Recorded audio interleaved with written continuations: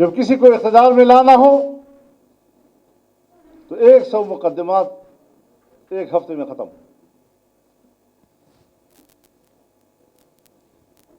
اور جس کو اقتدار سے نکالنا ہو تو 1 ہفتے میں 100 مقدمات۔ یہ ہمارا معیار ہے، ہمارے انصاف کا معیار ہے۔ طاقتور قوتیں ذرا سوچیں اس بات پر۔ میں تو کہتا ہوں ہمارے دل میں فوج کی قدر ہونی چاہیے، یہ ہماری دفاعی قوت ہے، لیکن اگر وہ سیاست میں اترتی ہے، وہ میرے الیکشن کو سبوتاژ کرتی ہے، عوام کی رائے کو سبوتاژ کرتی ہے، سیاست میں مداخلت کرتی ہے، دفاعی قوت ہونے کے ناطے مجھے حق نہیں پہنچتا کہ میں دفاعی ادارے کے اوپر تنقید کروں، لیکن اگر وہ سیاسی ادارہ بننے کی کوشش کرتا ہے تو کوئی کور کمانڈر کانفرنس کی قرارداد مجھے تنقید سے نہیں روک سکتا۔ وما كان لمؤمن ولا مؤمنة إذا قضى الله ورسوله أمرا أن يكون لهم الخيرة من أمرهم صدق الله العظيم۔ جناب صدر محترم،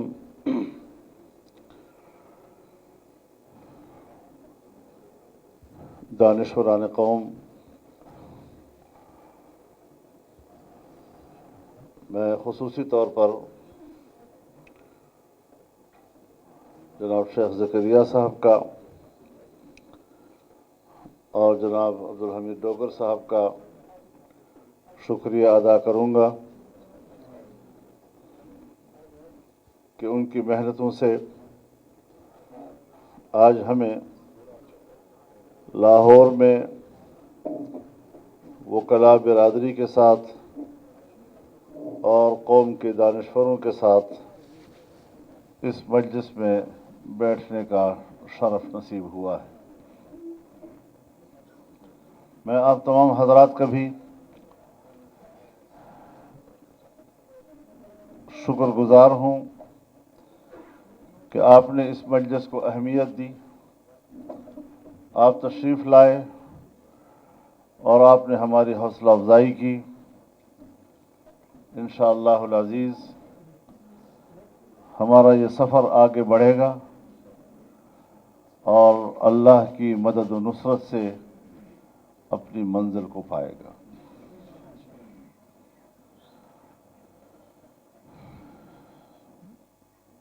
میرے محترم دوستو،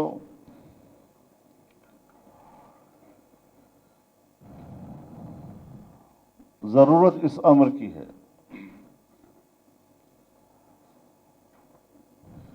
کہ ہم ریاست کی اہمیت کو سمجھیں،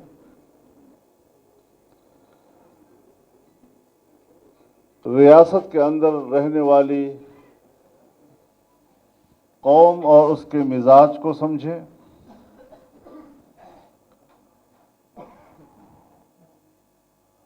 اور ہمارے ملک کا آئین، جسے ملک کا متفقہ آئین کہا جاتا ہے، یہ ہمارے درمیان ایک ملی میثاق کی حیثیت رکھتا ہے۔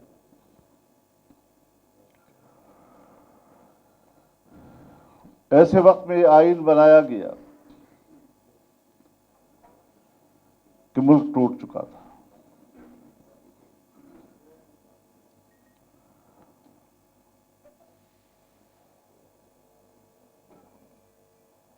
اور اس وقت کی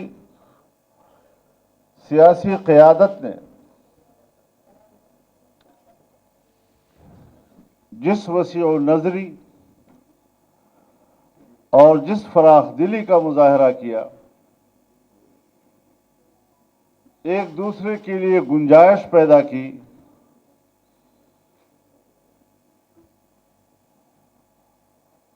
آپ جانتے ہیں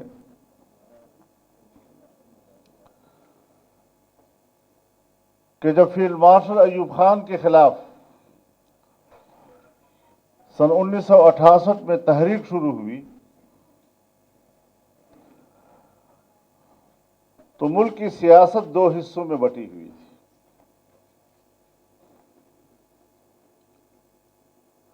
ایک طرف डेमोक्रेटिक एक्शन काउंसिल था, जिसमें पाकिस्तान की तमाम जमातें शरीक थीं, यहां तक कि अवामी लीग के शेख मुजीबुर रहमान साहब भी उसी का हिस्सा थे।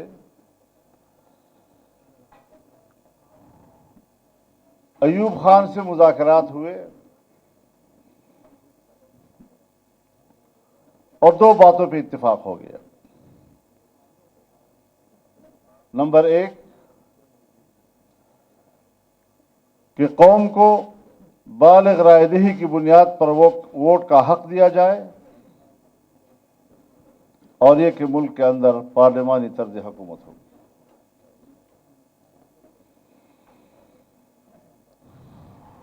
जुल्फ़िकार अली भुट्टो साहब,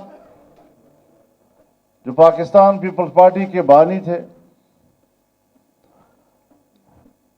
उनका नारा था कि सदारती तर्ज हुकूमत होनी चाहिए।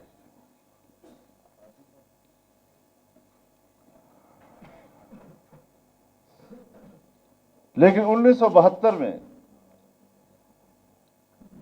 जब अबूरी आइन दिया गया तो एक मखलूत किस्म का निज़ाम था। विफाक में सदारती तर्ज हुकूमत और सूबों में पार्लिमानी तर्ज हुकूमत थी।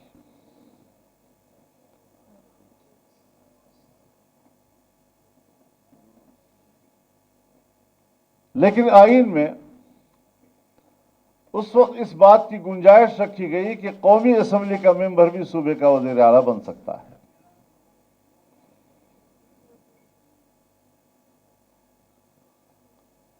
लेकिन जिस वक्त 1973 में मुस्तकिल आइन बना तो जनाब जुल्फ़िकार अली भुट्टो भी पार्लिमानी तर्ज हुकूमत पे आमादा हुए। अपना मौक़िफ़ उन्होंने छोड़ दिया।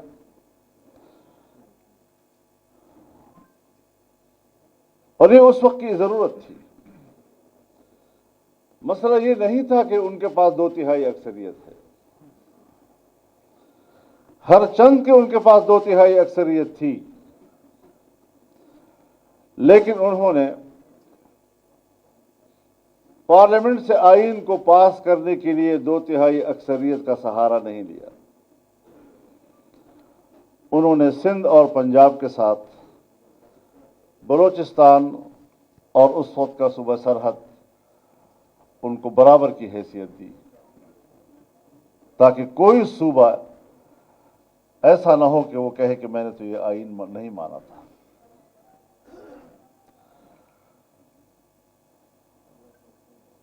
पार्लियामेंट के अंदर सब लोग होते हैं, लेफ्टिस्ट भी थे, राइटिस्ट भी थे, सेंट्रलिस्ट भी थे, और आइन सबके लिए काबिल कबूल, क्योंकि तमाम के नजरियात और ख्वाहिशात को आइन में गुंजाइश दी गई।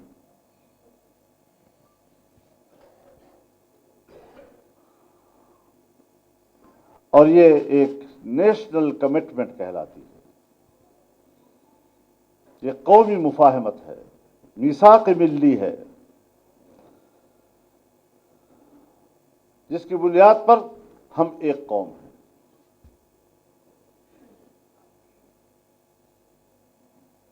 अगर आइन बीच में नहीं है तो कोई सूबा और कोई कौमियत पाबंद नहीं कि फिर उसकी पाकिस्तान के साथ कमिटमेंट रहे। इसलिए आइन की अहमियत को समझना चाहिए।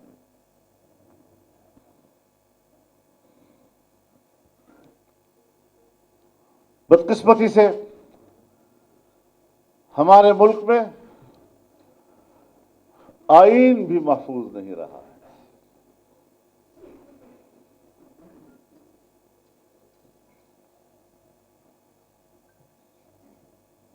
सन 1977 में उस वक्त भी तहरीक चली, पाकिस्तान कौमी इत्तेहाद, पाकिस्तान नेशनल अलायंस PNA की तहरीक थी। میرے والد قبلہ گاہ اس کی قیادت کر رہے تھے. ہم اس وقت طالب علم تھے ابھی. تو دھاندلی کے خلاف یہ میرا آج کا نظریہ نہیں ہے. میں جب ابھی چھوٹا تھا تحصیل علم کے مرحلے سے گزر رہا تھا اور اس وقت دھاندلی کے خلاف مفتی صاحب نے تحریک چلائی تو ہماری گٹی میں ہے کہ ہم دھاندلی کا الیکشن تسلیم نہیں کیا کرتے.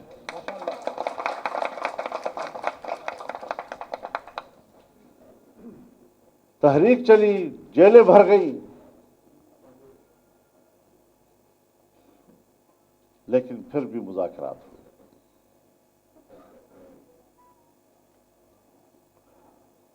اور مذاکرات بھی ایسے کہ مطالبات پی این اے نے پیش کیے اور 32 مطالبات پیش کیے, اور ان میں ایک مطالبہ خود پی این اے نے وڈرا کیا کہ اس پر اعتراض ہوا کہ اس کا آئین سے مطابقت ہے یا نہیں. انہوں نے تسلیم کیا کہ ہاں یہ آئین سے متصادم نظر آ رہا ہے, اور تمام کی 31 مطالبات منوا لیے گئے. معاہدہ طے ہو گیا, معاہدہ لکھا گیا. یہ 4 جولائی کا دن تھا اور عشاء کے وقت طے ہوا کہ صبح اس پر دستخط ہوں گے. لیکن پھر 5 جولائی آیا اور آئین کو بھی اپنے ساتھ لے گیا, الیکشن کو بھی اپنے ساتھ لے گیا, جمہوریت کو بھی اپنے ساتھ لے گیا.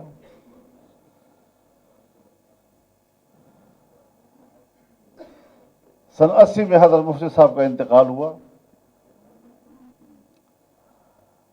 لوگوں نے اعتراض کیا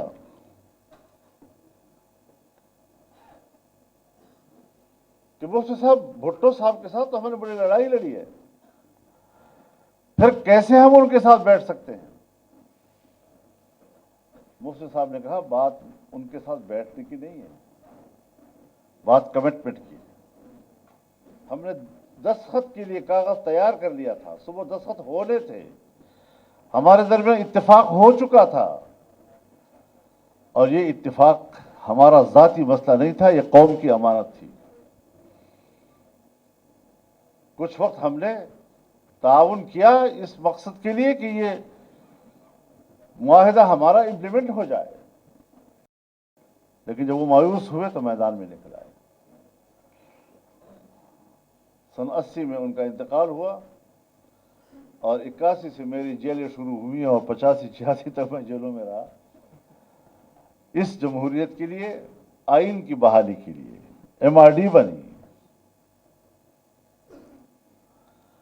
movement for the restoration of democracy.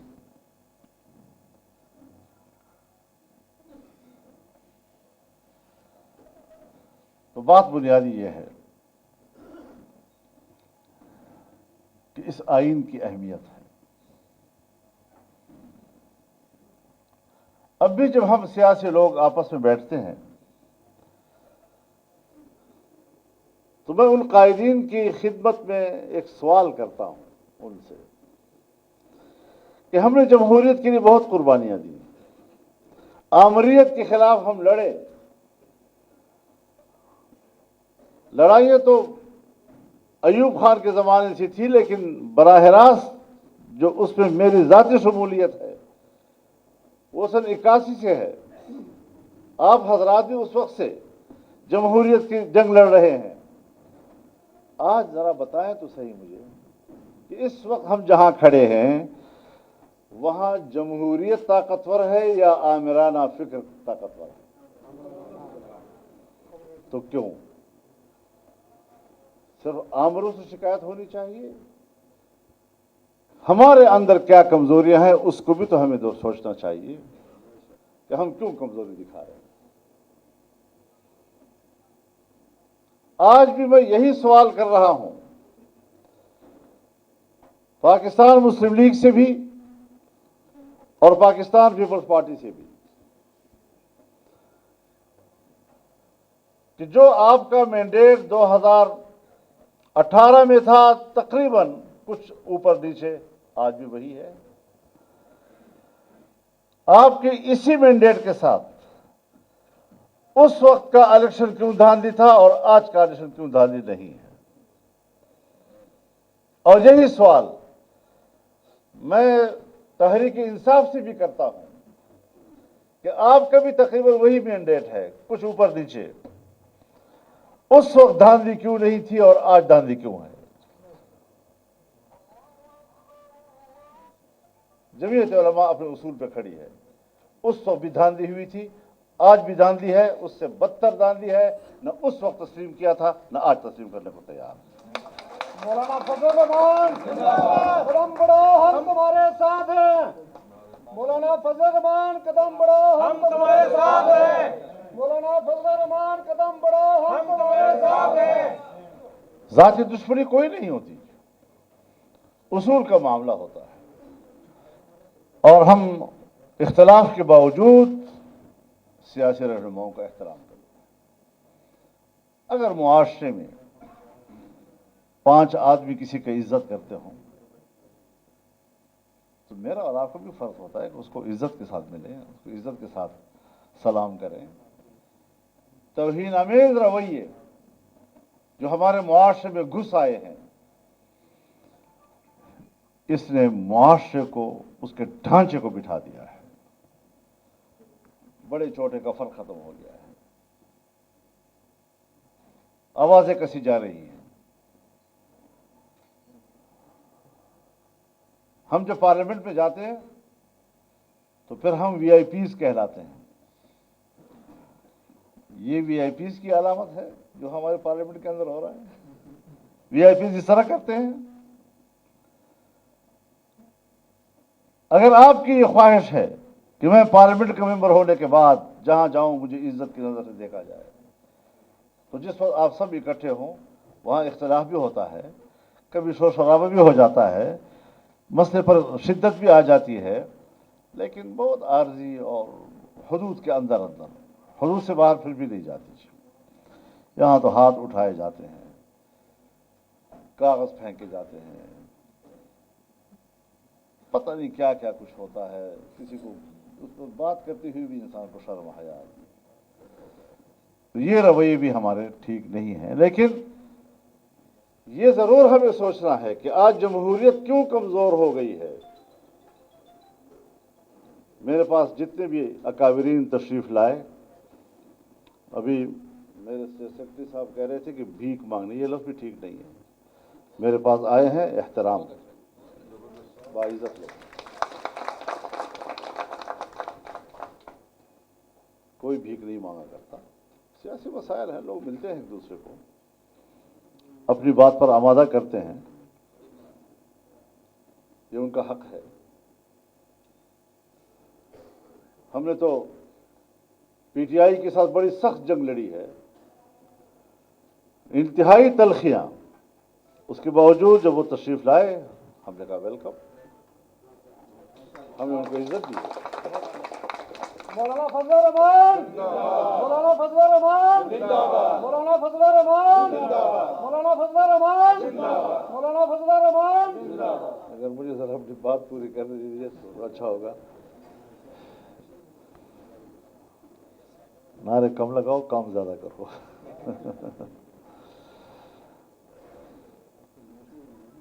تو اس اعتبار سے ہمارا اپنا ایک سیاسی کلچر ہے، ہمارے اپنے اقدار ہیں، اور ہم نے ہی ان اقدار کو زندہ رکھنا ہے. کیوں کر ہم اپنے اقدار کے قاتل بنے؟ کیوں؟ یہ تو بہت بڑا جرم ہوگا. آنے والی نسلیں وہ آپ کے بارے میں کیا سوچیں گی جب وہ اپنا تاریخ پڑھیں گی اور پھر اس قسم کے واقعات وہ پڑھیں گے. یہ تھے ہمارے بڑے لوگ. پھر وہی ہم سے سیکھتے ہیں. وہ کہتے ہیں نا جی کہ بچوں کے سامنے ایسا کام نہ کرو کیونکہ وہ فوراً نقالی کرتے ہیں.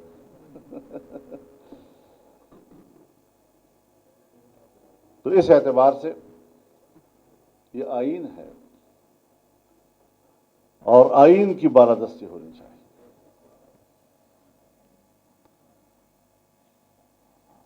ہمارا آئین کچھ اصول طے کرتا ہے. میرے نزدیک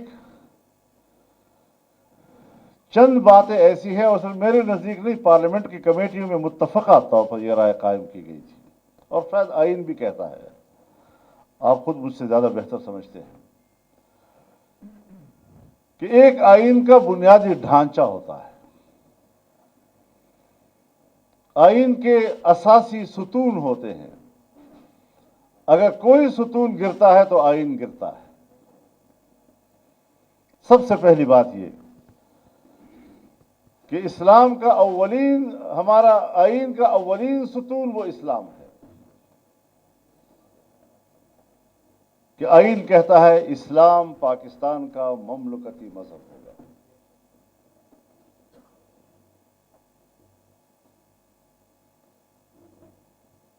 یعنی یہ ایک سیکولر اسٹیٹ نہیں ہے،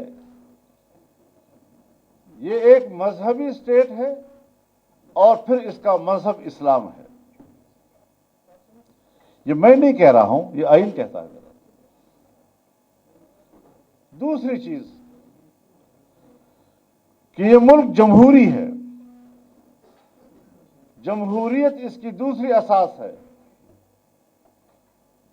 یعنی یہاں پر آمریت کی کوئی گنجائش نہیں، مارشل لا کی کوئی گنجائش نہیں ہے. یہ دوسرا بڑا ستون ہے. اور تیسرا ستون پارلیمانی طرز حکومت ہے. یعنی یہاں پر نہ صدارتی طرز حکومت کے لیے گنجائش رکھی گئی ہے، نہ مارشل لا کے لیے کوئی گنجائش ہے.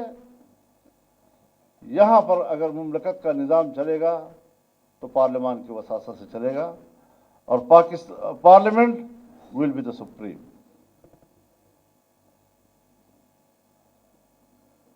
چوتھی چیز وہ ہے ہمارا وفاقی نظام. آئین میں اس وقت ایک وفاق کے نیچے 4 یونٹس ہیں، 4 وحدتیں ہیں. 2/3 اکثریت سے کل اگر کوئی اور صوبہ بنتا ہے تو اضافہ کیا جا سکتا ہے. لیکن ایک وفاقی نظام ہے ملک کے اندر. اب اگر آئین میں اسلام ہو، جمہوریت ہو، پارلیمانی طرز حکومت ہو، وفاقی نظام ہو، یہ 4 چیزیں اگر چھیڑی جاتی ہیں اور یہ منہدم ہوتی ہیں، آئین منہدم ہو جاتا ہے. اور پھر آپ کو اثر نو آئین ساز اسمبلی کا انتخاب کرنا ہوگا. آپ بتائیں کہ کیا آپ کے ملک کے حالات اور آپ کی سوسائٹی آج اس بات کی اجازت دیتی ہے کہ ہم یہ رسک لے لیں کہ ہم دوبارہ نیا آئین بنائیں؟ بچا کچھ بھی کچھ نہیں رہے گا. جب پہلے آئین نہیں تھا تو بنگال چلا گیا. جب اب آئین نہیں ہوگا تو پتہ نہیں کون کون سا علاقہ جائے گا. یہ کوئی سادہ باتیں نہیں ہیں، سطحی باتیں نہیں ہیں. ان کو بڑے گہرائی کے ساتھ ہمیں سوچنا پڑے گا کہ ہم کس پگڈنڈی پہ سفر کر رہے ہیں، اور ہمیں احساس ہی نہیں ہے. پگڈنڈی کے اوپر اس طرح چل رہے ہیں جیسے کہ موٹر وے پہ جا رہا ہوں.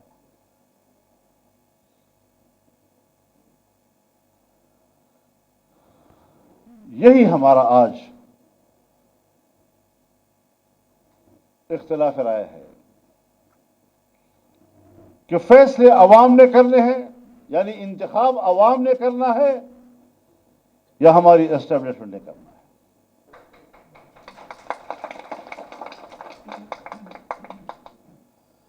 قانون سازی ایوان نے کرنی ہے یا پیچھے سے ڈکٹیٹ ہونی ہے.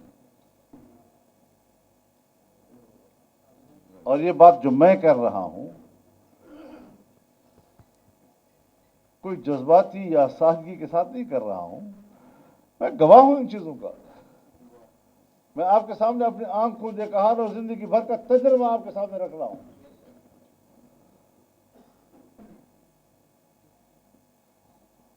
ہم تو بڑے گزارے والے لوگ ہیں. مجھ سے کسی نے کہا جی آپ کیسی سیاست کریں گے؟ میں نے کہا گزارے والی سیاست کریں گے. میں شدت والی سیاست کا قائل نہیں ہوں.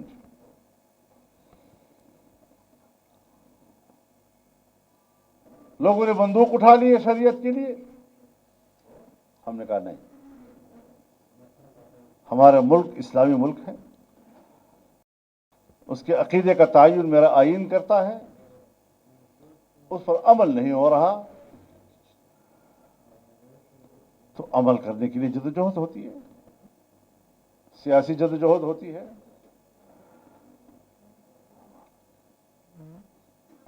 ہمیں بیرونی دنیا کے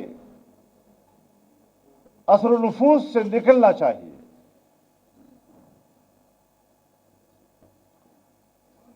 ویسے تو کہتے ہیں جی کالونیلزم ختم ہو چکا ہے، جنگ عظیم دوم کے بعد کالونیاں ختم.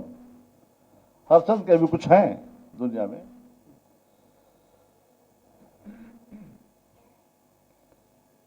لیکن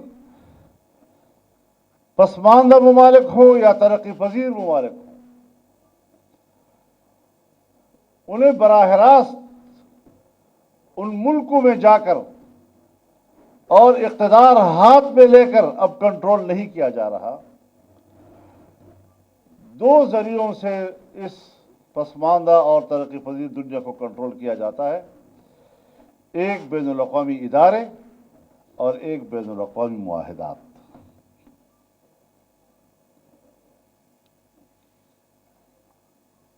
اور تین چیزوں کو کنٹرول کیا جاتا ہے: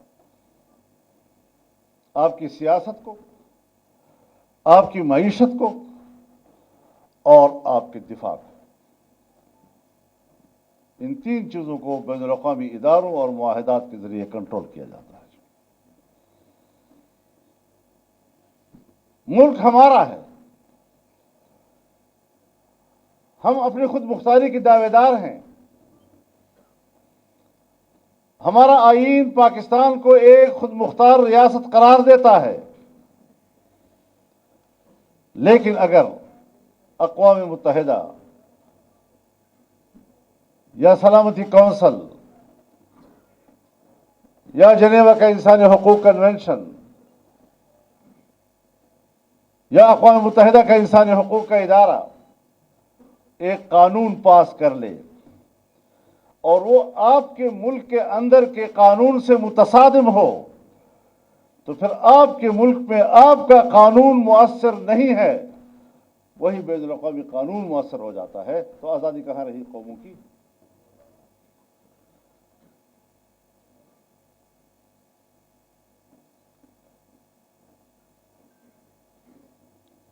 تو ہمیں سوچنا چاہیے کہ ہماری سیاست ان کے کنٹرول میں چلی گئی ہے، معیشت ان کے کنٹرول میں ہے، معیشت ورلڈ بینک کے ہاتھ میں چلی گئی، IMF کے ہاتھ میں چلی گئی، FATF کے ہاتھ میں چلی گئی. بین الاقوامی ادارے آپ کو کنٹرول کر رہے ہیں. آپ کا بجٹ پاکستان میں بیٹھ کر وہ بناتے ہیں اور آپ اسمبلی میں پڑھ رہے ہوتے ہیں.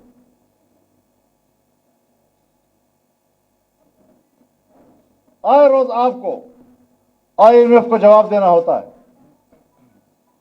آپ ان کے شرائط پر پورا اتر رہے یا نہیں اتر رہے، آپ کو قرضے کی نئی قسط ملے گی یا نہیں ملے گی. اور اس کی حیثیت ایک کلید کی ہے کہ جب تک وہ ہاں نہیں کرے گا، دنیا کا کوئی ملک آپ کو نہ مدد دے سکتا ہے نہ آپ کو قرضہ دے سکتا ہے.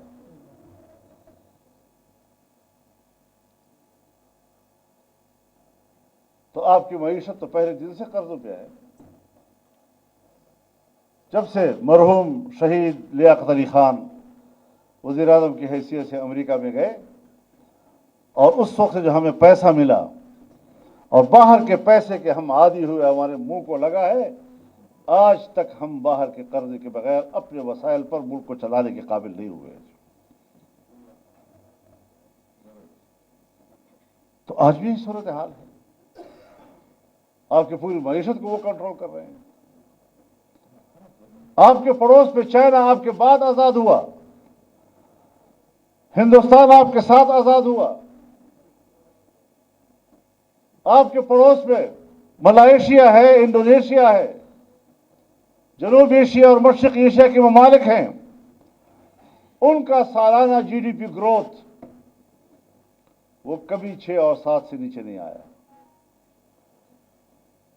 चाइना तो किसी वक्त 11 पे भी पहुंच गया था, तो उसको खुद नीचे करना पड़ा कि बर्तन से पानी छलक रहा है, क्या करें हम। लेकिन पाकिस्तान, वो दिन भी हमने देखा जब मुल्क में बजट पेश हुआ और सालाना जीडीपी ग्रोथ 0 से नीचे चला गया, मनफी हो गया। ये हमने और आपने अपने आंखों से देखा। मईशत के 1000 बड़े बड़े दावे के बावजूद इस वक्त भी हम नहीं संभल रहे। तो मुल्कों की तबाही के लिए क्या चाहिए? सबसे पहले सियासी अदम इस्तेहकाम, उसके बाद माशी अदम इस्तेहकाम और उसके बाद दिफाई अदम इस्तेहकाम। सो आप दिफा के लिए भी एटम बम के मालिक हैं, लेकिन अपना एटम बम संभालना आपके लिए मुश्किल हो रहा है। अमेरिका खुद आज तक सीटीबीटी पे दस्तखत नहीं कर चुका, लेकिन आप पर दबाव है कि दस्तखत करो। हर तरफ से शराइत आ रही है उनकी, पाकिस्तान पे दबाव बढ़ा रहे हैं। और हालत हमारी ये है कि ये इस्लामी दुनिया का एटम बम है और इस्लामी दुनिया का एटम बम होते हुए आज मेरे मुसलमान भाई फिलिस्तीनी पर जो गुजर रही है, और अक्टूबर से लेकर अब फरवरी तक 31,000 वहां के मुसलमान शहीद हो चुके हैं।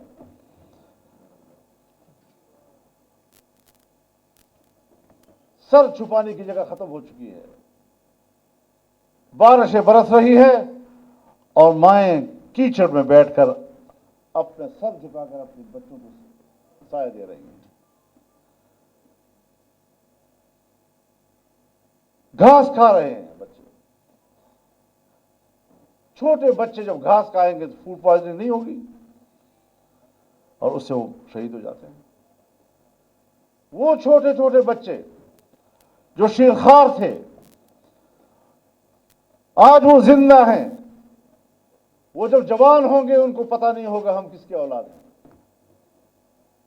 न उसकी मां रह गई, ना उसका बाप रह गया, ना खानदान रह गया। अब कहां गया इंसानी हुकूक? और अमेरिका की खारजा पॉलिसी की असास वो इंसानी हुकूक की। किसी भी मुल्क में इंसानी हुकूक का मसला खड़ा कर देगा, बराह रास्त अपनी फौज दाखिल करेगा।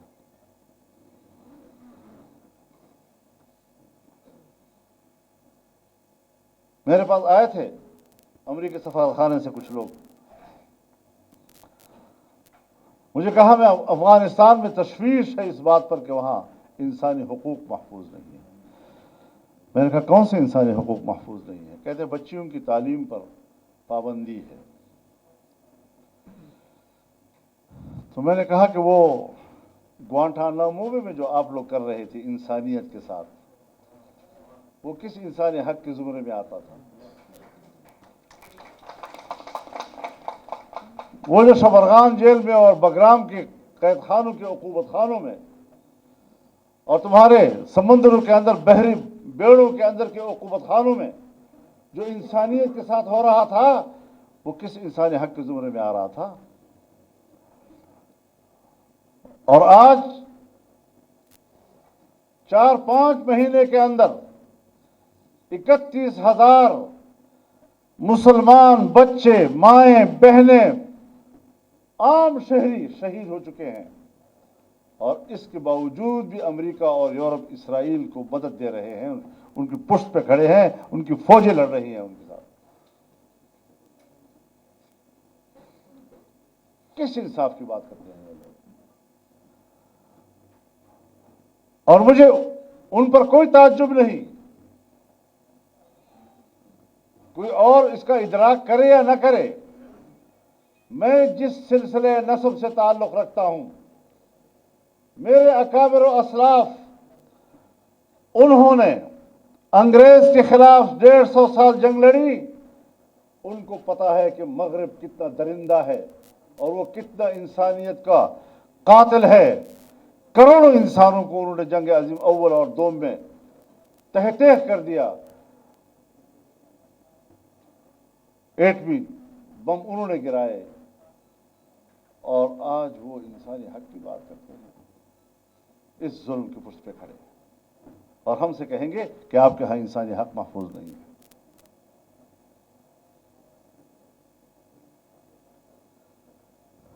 لیکن اس سے زیادہ تعجب مجھے اسلامی دنیا پر ہے، ان کے حکمرانوں پر۔ کہاں گئی ان کی حمیت اور غیرت؟ کہاں گئی وہ مسلم یونٹی، وحدت امہ، جس کا درس جناب رسول اللہ صلی اللہ علیہ وسلم نے دیا؟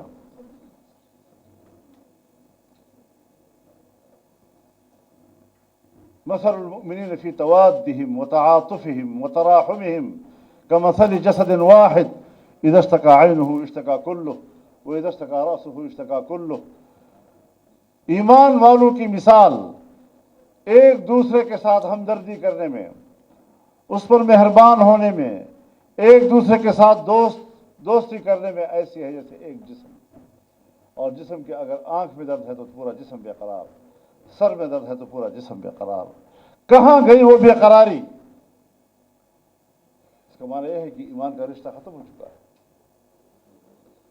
اور ہم اس وقت وہ لوگ بن گئے ہیں جس کا قرآن کریم ذکر کرتا ہے، قالت الاعراب آمنا قل لم تؤمنوا ولكن قولوا اسلمنا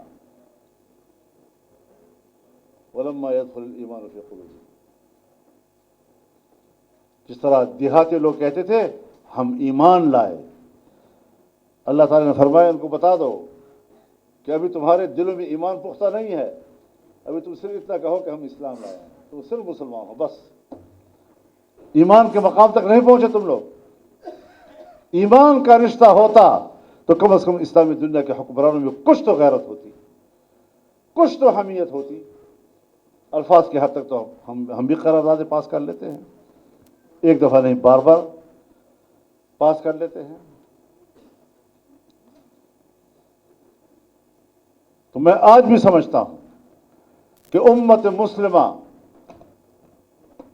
ان کی مدد کو پہنچے، ورنہ کل آپ دیکھیں گے کہ فلسطین نہیں ہے وجود دنیا میں، پوری دنیا جو ہے ان کے اوپر حملہ آور ہو چکی ہے۔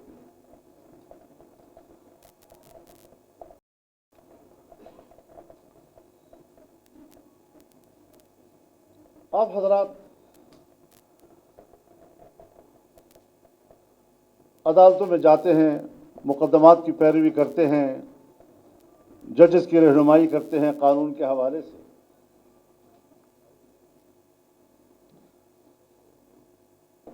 اگر میں غلط ہوں آپ میری تصحیح کر دیں۔ پاکستان کی عدلیہ کا کوئی فیصلہ دنیا کے کسی عدالت میں بطور نظیر پیش کیا جاتا ہے؟ یہ ہے آپ کے عدلیہ کا مقام، یہ ہے ان کے فیصلوں کا معیار۔ اور آپ حضرات جب بھی عدالت کے سامنے کھڑے ہوتے ہیں، کتاب کھولتے ہیں، فلانے ملک کے عدالت کا فیصلہ یہ تھا، فلانے کا فلانا قانون یہ کہتا ہے، آپ کے نہ قانون کی وہاں پر کوئی نظیر پیش کی جاتی ہے اور نہ عدلیہ کے فیصلے۔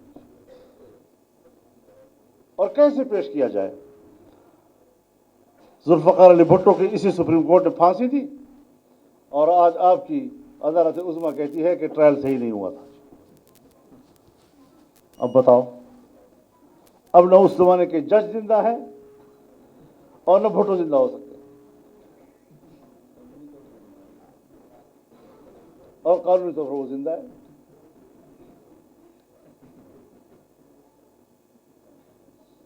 اب اس عدلیہ کے فیصلوں کے لیے ہم منتظر رہیں گے کہ ہمیں عدل و انصاف ملے گا؟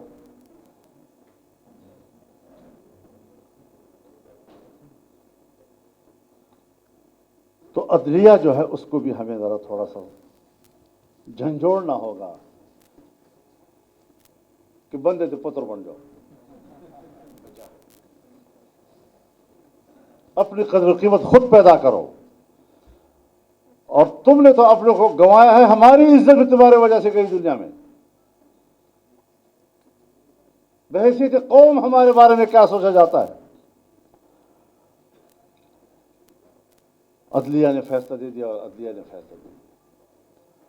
ہمارے ہاں مقدمہ اس وقت سیاستدان کے خلاف دائر ہوتا ہے جب وہ اسٹیبلشمنٹ کے خلاف آواز اٹھاتا ہے.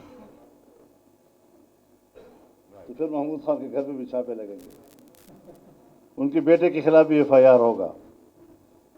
میں مذمت کرتا ہوں ایسے اقدامات کی.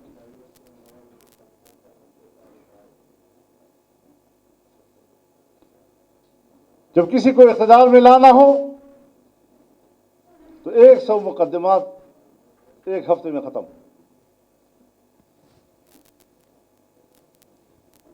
اور جس کو اقتدار سے نکالنا ہو تو ایک ہفتے میں 100 مقدمات. یہ ہمارا معیار ہے، ہمارے انصاف کا معیار ہے. طاقتور قوتیں ذرا سوچیں اس بات پر. میں تو کہتا ہوں ہمارے دل میں فوج کی قدر ہونی چاہیے، یہ ہماری دفاعی قوت ہے. لیکن اگر وہ سیاست میں اترتی ہے، وہ میرے الیکشن کو سپوتاش کرتی ہے، عوام کی رائے کو سپوتاش کرتی ہے، سیاست میں مداخلت کرتی ہے، دفاعی قوت ہونے کے ناطے مجھے حق نہیں پہنچتا کہ میں دفاعی ادارے کے اوپر تنقید کروں. لیکن اگر وہ سیاسی ادارہ بننے کی کوشش کرتا ہے تو کوئی کور کمانڈر کانفرنس کی قرارداد مجھے تنقید سے نہیں روک سکتا. پاکستان بچانا ہے، مولانا فضل الرحمان کو لانا ہے، بات سنو بات سنو، یہ شرک کے زمرے میں آتے ہیں. اللہ ہی بچاتا ہے، کوئی بندہ نہیں بچا سکتا. یہ جو آپ کہتے تھے نا کہ نواز شریف صاحب آ رہے ہیں امید پاکستان، اسحاق ڈار صاحب آئیں گے تو ڈالر کی ایسی تیسی پھیر دیں گے. یہ نعرے مت لگاؤ، کوئی فضل الرحمان جو ہے نہیں بچا سکتا پاکستان کو. مفتی محمود موجود تھا، نہیں بچا سکا پاکستان. جب کہا گیا کہ اسمبلی کا اجلاس ملتوی کر دو تو مفتی صاحب چلے گئے اجلاس میں. جب کہا گیا جو جائے گا ٹانگیں توڑ دیں گے تو چلے گئے وہ. جب کہا گیا ایک طرف کا ٹکٹ لے کر جائے تو مفتی صاحب 2 طرف کا ٹکٹ لے کر گئے بھی اور آئے بھی، لیکن اجلاس تو نہیں ہوا.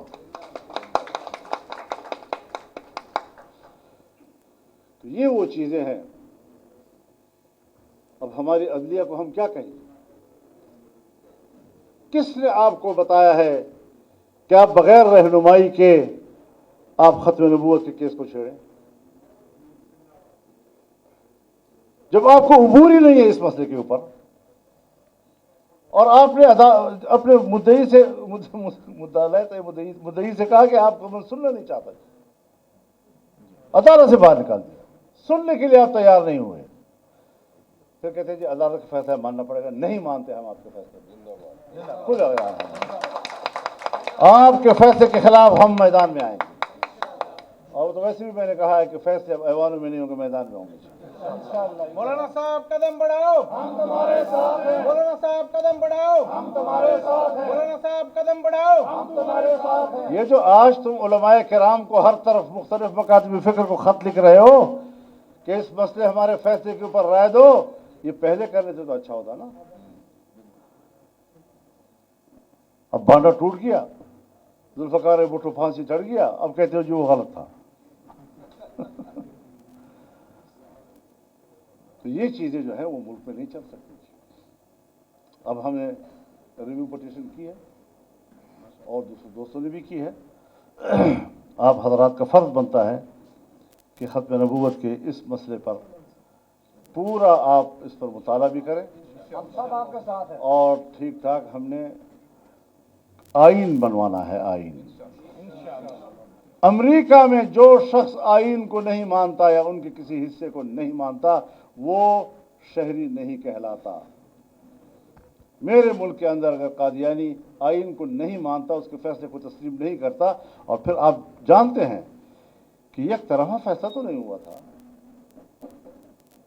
उनका लीडर बाकायदा आए रोज आता था, बहस में शिरकत करता था, सवाल जवाब होते थे, जरा होती थी, आखिर वक्त तक बैठे रहे उसमें।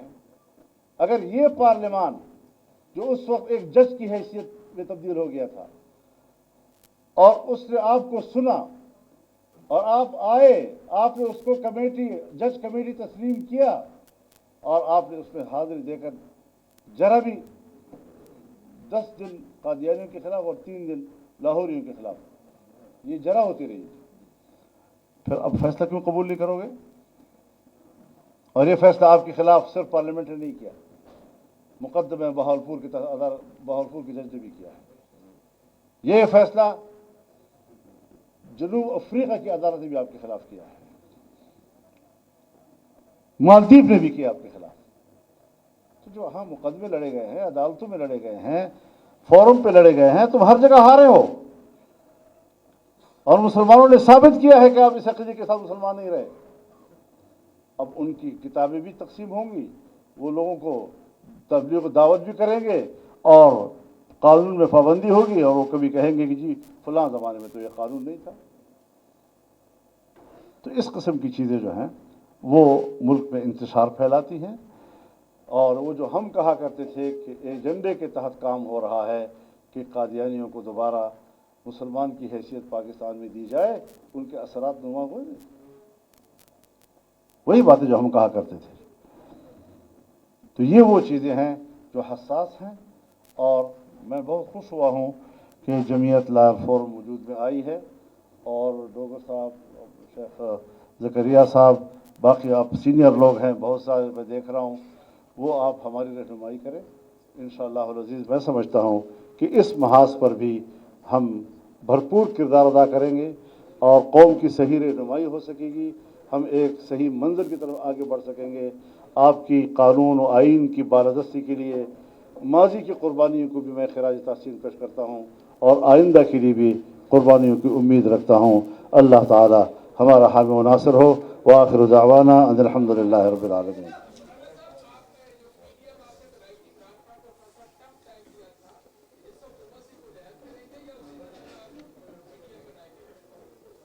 भाई मैं तो अभी तनहा लड़ रहा हूँ, तो पीडीएम की तो बाद में बात होगी।